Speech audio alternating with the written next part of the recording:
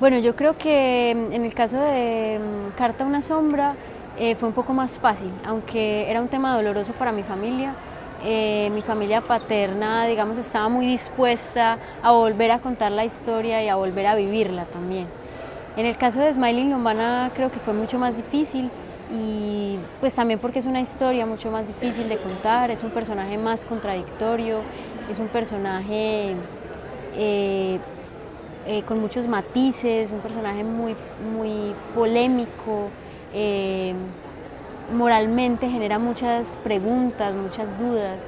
Entonces, era una historia mucho más difícil de contar y una historia mucho más difícil de que mi familia accediera a contar y quisiera también revivir, porque cuando uno hace una película documental, las personas que participan en ella, finalmente cuando ven la película reviven esa historia y cuando la cuentan en las entrevistas también la reviven.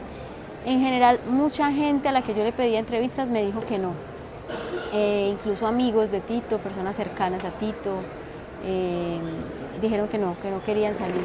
De Smiling Lombana es la historia de un abuelo que no conocí, de un abuelo que me escondieron, de un secreto, de un tabú. Es una historia de un escultor, de un esteta, eh, y es una reflexión un poco sobre el individuo, sobre, sobre el ser, sobre quiénes somos, sobre qué decisiones tomamos en la vida y en qué nos transformamos. Es un poco lo que digo en la película, aunque tengamos muchos amigos, aunque tengamos familia, aunque tengamos compañía, finalmente las decisiones que nosotros tomamos en la vida las tomamos nosotros, y quiénes somos es una construcción que nosotros mismos hacemos. Tal vez somos muchas personas, pero existe una soledad, digamos, en las decisiones que tomamos, en la vida que llevamos. Eh, no sé, fue una película que me hizo reflexionar mucho sobre eso. También la historia de un país, es una historia que refleja un momento de la, de la historia colombiana. Siempre es un momento muy difícil, era la primera vez que mostrábamos la película, yo estaba muy nerviosa, me fijaba mucho en el público, a veces pensaba, pero ¿por qué se están riendo en este punto tanto? Eh, Me pregunto si la gente se emocionó en los puntos que queríamos que se emocionaran.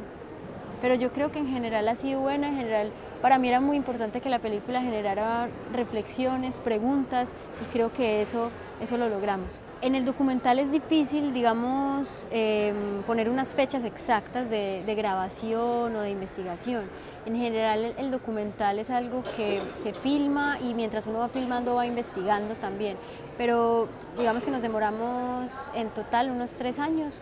Un primer año mucho de escritura e investigación y los otros 2 años de grabación, edición.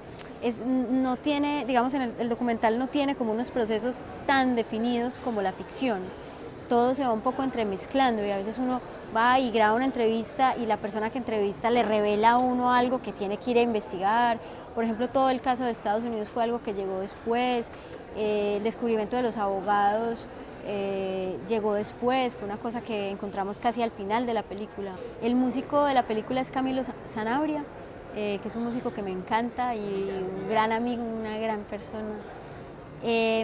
Camilo, digamos, vio la película y construyó como 3 piezas alrededor de la película y oímos como esos 3 temas y lo que hicimos fue escoger uno y entremezclarlo con los otros. Era importante que la música tuviera el tono de la película y el tono de la película es un tono nostálgico, es un tono de una historia de amor, es un tono romántico, es un tono también triste, de una historia de desamor y tenía que tener algo también pícaro del personaje.